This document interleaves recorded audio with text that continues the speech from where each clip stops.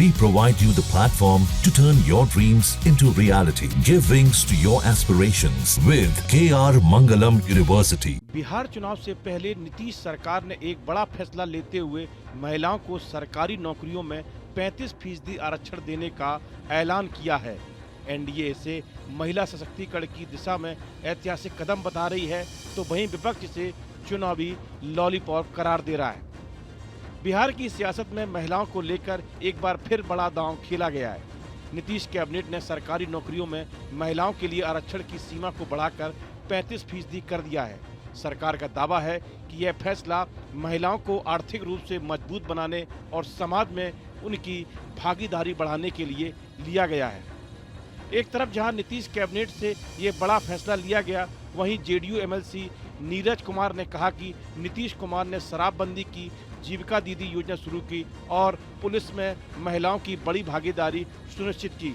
हमारी सरकार हमेशा महिलाओं के अधिकार और सम्मान के लिए खड़ी रही है। 2006 से ही बेटियों के सशक्तिकरण के लिए नीतीश कुमार जी रोल मॉडल माने जाते हैं। कहाँ वो दौर था कि उसकी माँ भी घर से नहीं निकलती थी।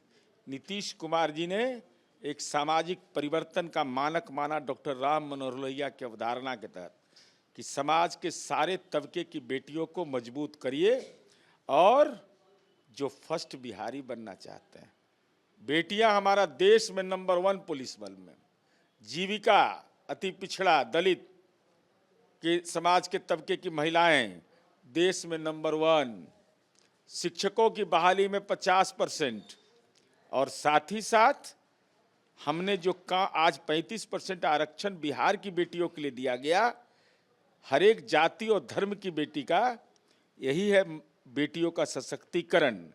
और दूसरी तरफ ऐसे लोग भी हैं जिनके घर में ही कलह हो जाता है और वैसे लोग भी महिला पर अपना बखान करते हैं, तो लोकतंत्र की आत्मा कराह उठती है। युवाओं के रोजगार के अवसर बगैर जमीन लिखे हुए, बगैर 1 रुपया लिए हुए 10 रुपया महीना में इंजीनियरिंग की पढ़ाई, 5 रुपया महीना में पॉलिटेक्निक की पढ़ाई हम बिहार में करवा रहे हैं।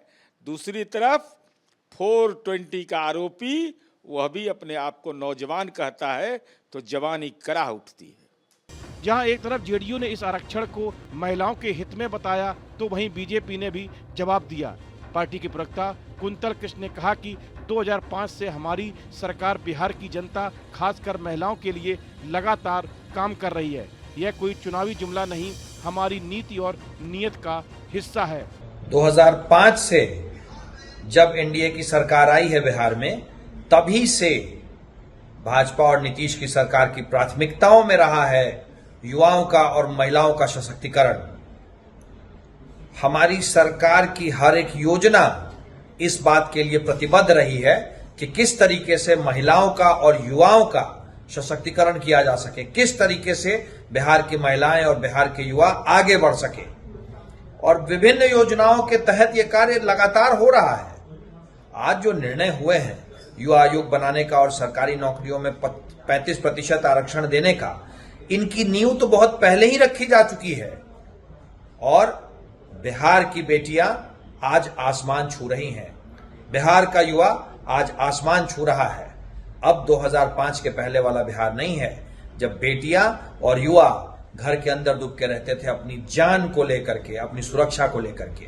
अब हमारी बेटियां और हमारे युवा दुनिया में हर जगह बिहार का परचम लहराते हैं। दूसरी ओर सत्ता में बैठी पार्टियों ने इसे महिलाओं के हित में बताया, लेकिन विपक्ष इस फैसले को चुनावी स्टंट बता रहा है। उसका कहना है कि जब सरकार जाने को होती है तब ऐसे फैसले याद आते हैं। अब चुनाव नजदीक है तो महिलाओं को लॉलीपॉप दिया जा रहा है। जो सरकार खुद जानती है कि उनकी विदाई तय है, वो ऐसे फैसलों से जनता को गुमराह करने की कोशिश कर रही है।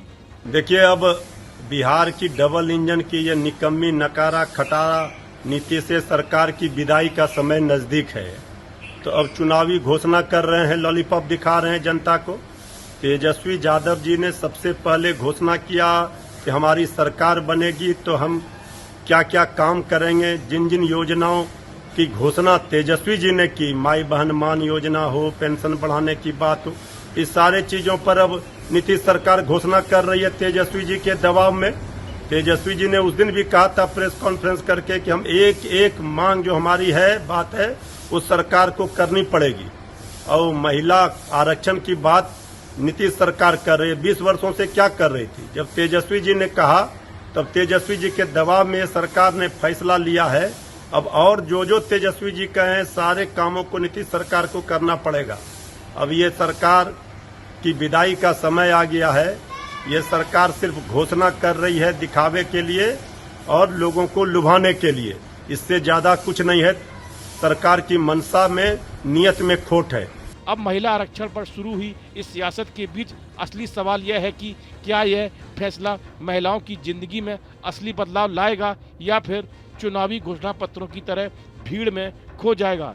बहरहाल बिहार की जनता अब यह तय करेगी कि यह फैसला महिला सशक्तिकरण की दिशा में ठोस कदम है या फिर एक चुनावी जुगत।